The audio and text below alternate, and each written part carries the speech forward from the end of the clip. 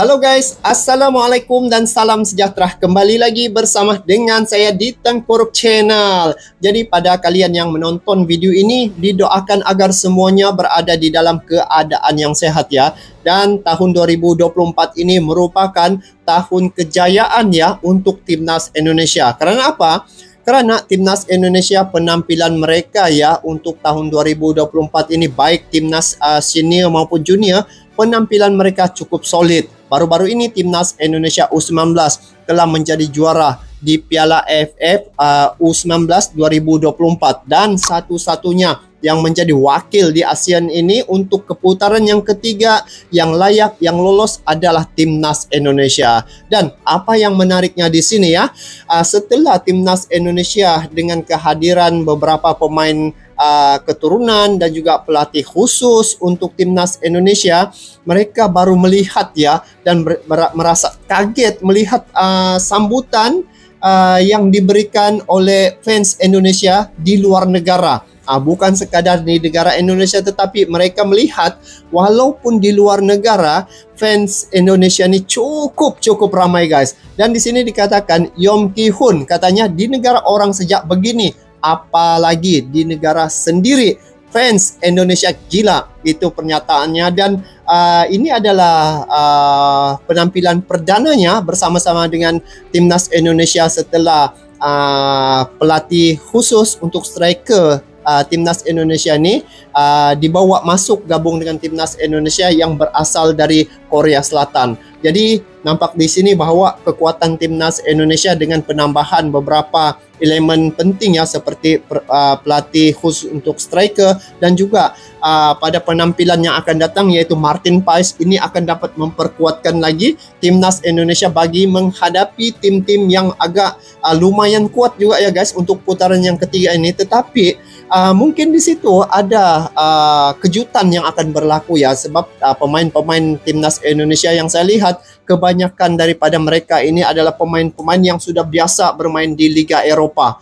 Dan inilah peluang dan juga kesempatan untuk Timnas Indonesia membuktikan bahwa Timnas Indonesia boleh melakukan yang terbaik, karena Indonesia satu-satunya wakil dari ASEAN ini yang telah lolos ke putaran yang ketiga. Jadi dengan kekuatan-kekuatan yang ada pada Timnas Indonesia, saya yakin ya Timnas Indonesia akan dapat melakukan dengan lebih solid lagi. Apapun coba kita dengar di sini bagaimana respon dan juga keadaan Yom Ki Hun ya melihat Ultras Garuda ini yang ada begitu ramai ketika berada di luar negara, khususnya di Arab Saudi guys. Jadi apapun langsung kita menyaksikan klip video ini. Yom Ki Hun di negara orang sejak begini, apalagi di negara sendiri. Fans Indonesia gila. Ramainya. Di Arab Saudi pun saya dengar habis tiket ya. Tahun 2024 ini tahun kejayaan bagi Indonesia. Banyak momen yang menarik. Ya, seperti kita tahu, warga negara Indonesia banyak yang bermukim di Arab Saudi.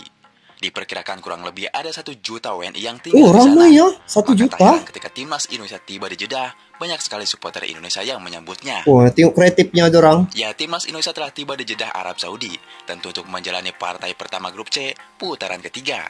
Timnas Indonesia mendarat di King Abdul Aziz International Kiper Indonesia juga nih. Malam tadi.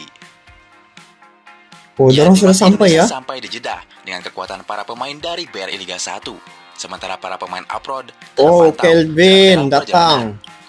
Mereka pemain abroad berangkat dari negara kompetisinya masing-masing ke Arab Saudi. Santai aja dorang. Ya, tapi ini andalan juga nih. Sabar menantikan pertandingan yang ditunggu-tunggu oleh 250 juta fans Indonesia. 250 juta Indonesia guys. versus Arab Saudi adalah laga perdana paling penting. Jika Indonesia menang, kepercayaan pemain kita tentu akan meningkat. Setelah tiba di Jeddah, Sintayong pun optimis untuk meraih hasil yang baik. Pastinya target mendapat hasil yang baik.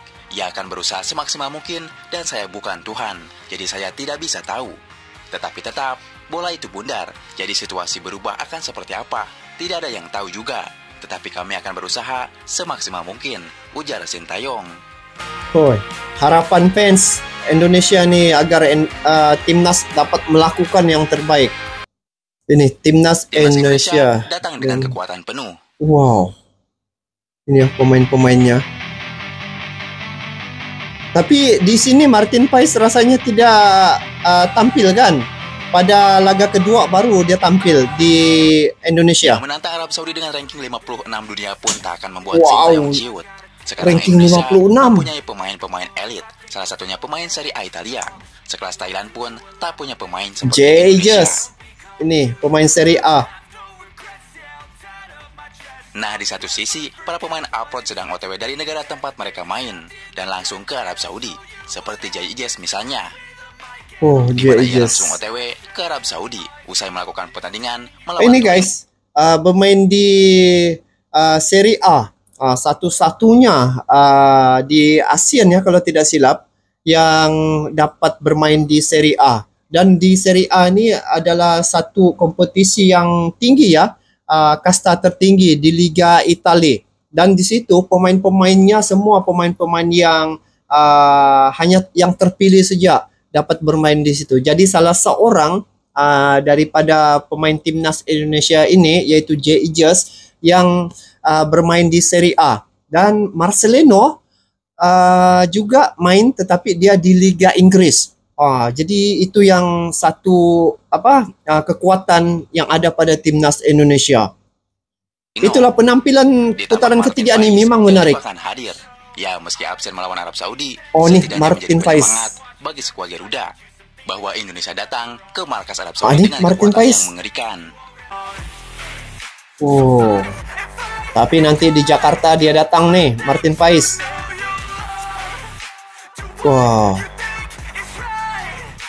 Ya, kendati beberapa pemain seperti Paes masih belum bisa tampil, namun Mancini pun mengingatkan para pemainnya untuk tidak meremehkan Indonesia.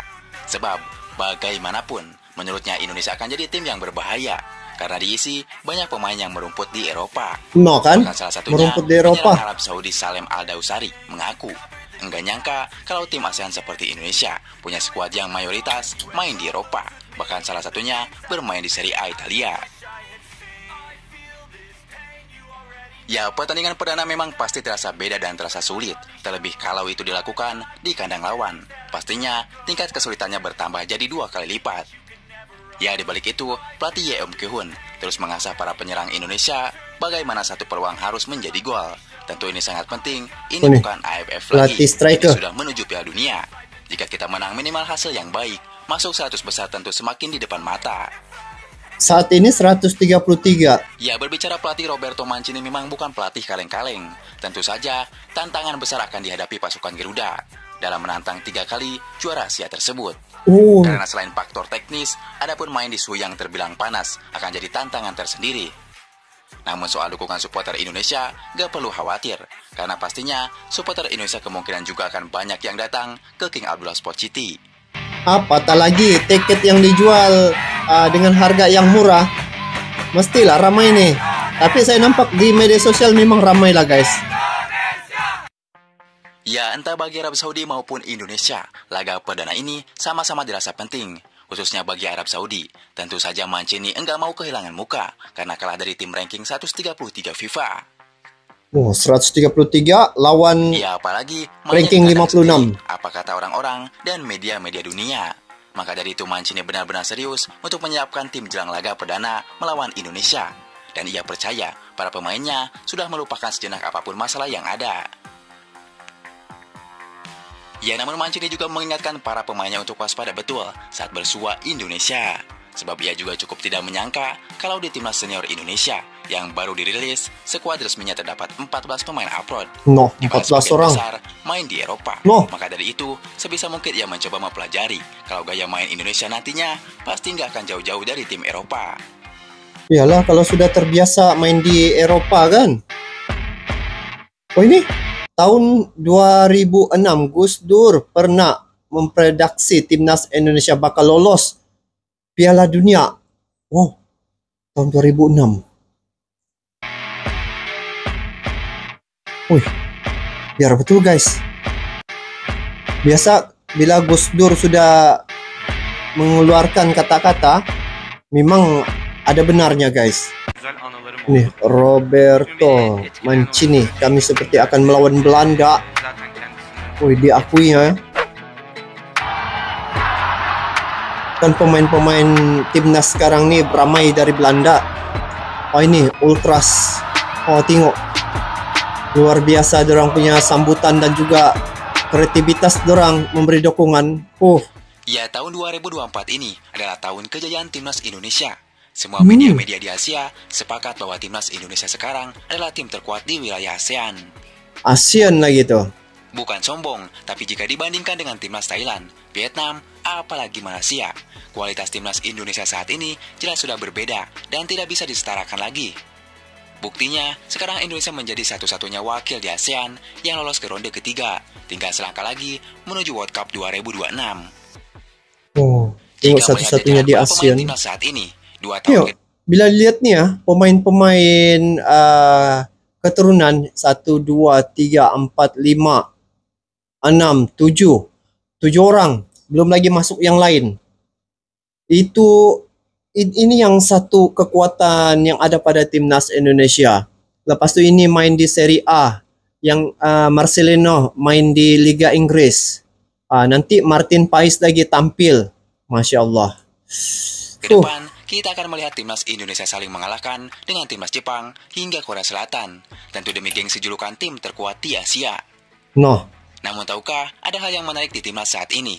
Timnas Jepang dan Korea Selatan sama-sama menggunakan pemain abroad atau yang bermain di luar negeri. Dorang bawa juga pemain abroad. Timnas Indonesia saat ini, skuad Garuda juga ternyata mengandalkan pemain yang bermain di luar negeri. Messi dan Missy Sintayong sama seperti timnas Jepang dan Korea Selatan yang selalu memanggil pemain abroad. Bukan meremehkan kualitas liga lokal, namun lihatlah timnas Jepang. Selevel liga Jepang saja, pelatih Jepang Hajime Moriyasu hanya mengandalkan 1 hingga 2 pemain lokal untuk membela timnasnya. Di era sekarang, pemain lokal akan benar-benar sulit untuk masuk timnas, apalagi jika mereka tidak upload ke luar negeri. Persaingan di timnas bukan lagi bersaing sesama pemain liga lokal, namun juga pemain dari liga teratas Eropa. Sebut saja semacam Jay Ijes dari Liga Serie A Italia.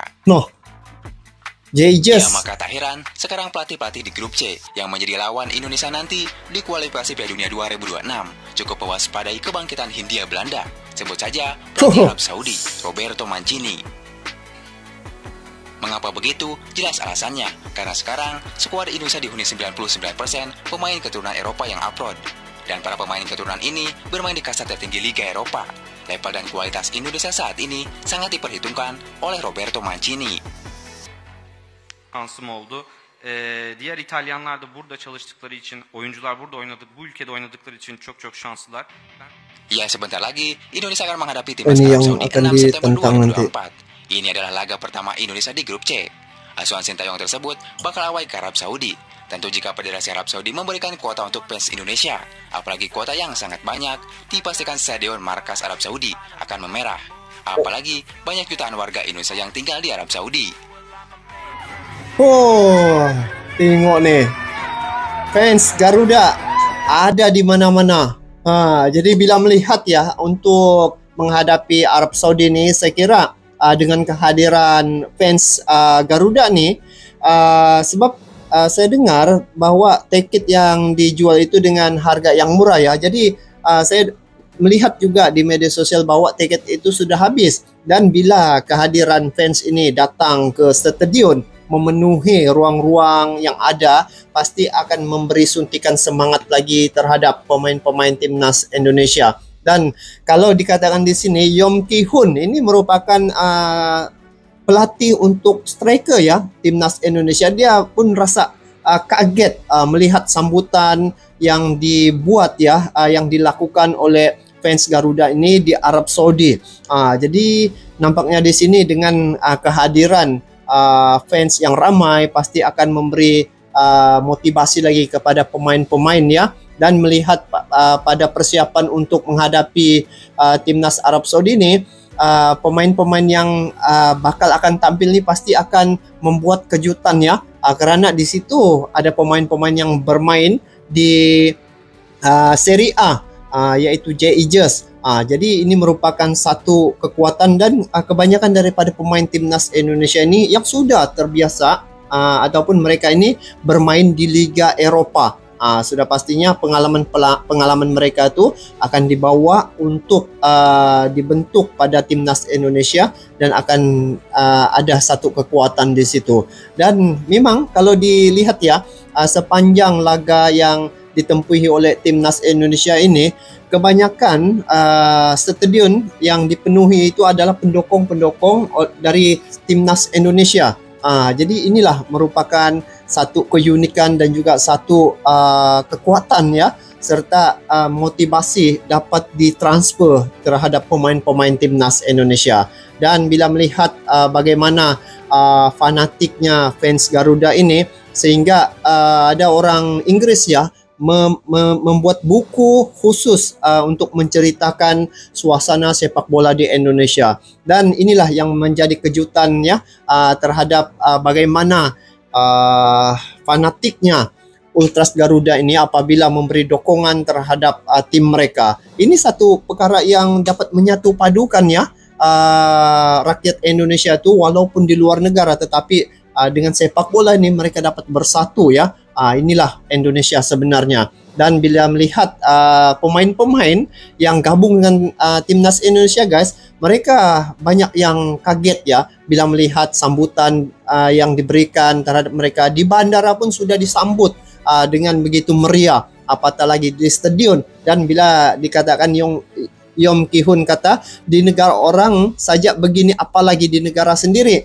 Ternyata nanti pada tanggal 10 hari bulan ya, itu laga pertama di Indonesia untuk kualifikasi Piala Dunia 2026 pada putaran ketiga ini. Pastinya satu stadion Gelora Bung Karno itu akan dipenuhi oleh Ultras Garuda, dan salah seorangnya adalah saya yang akan menyaksikan perlawanan Indonesia menentang Australia nanti. Sebab saya mau melihat bagaimana penampilan Martin Paes, bagaimana penampilan Jay Ejas, bagaimana penampilan Marcelino dan kawan-kawannya. Dan ini adalah satu kesempatan dan juga ruang untuk saya menyaksikan bagaimana kualitas pemain-pemain timnas Indonesia apabila melihat depan-depan mata. Jadi apapun guys, inilah satu anugerah yang diberikan ya terhadap Indonesia apabila mempunyai jumlah penduduk yang ramai.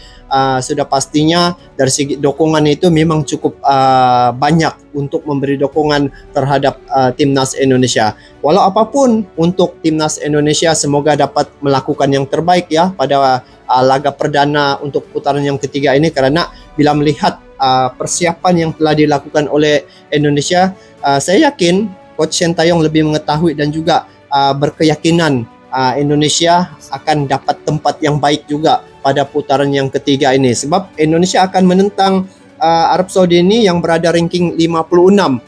Jadi Indonesia berada 133. Jadi walaupun agak sulit, tetapi dengan penampilan pemain-pemain yang baru gabung ini guys, saya yakin pasti ada kejutan yang akan berlaku terhadap timnas Indonesia. Jadi sebagai wakil dari ASEAN, timnas Indonesia, kami mendoakan agar Indonesia dapat melakukan yang terbaik, dan semoga penampilan timnas Indonesia pada putaran ketiga ini lebih solid lagi. Jadi itu saja untuk kali ini. Kita bertemu lagi di video akan datang. Sampai jumpa lagi. Assalamualaikum warahmatullahi wabarakatuh.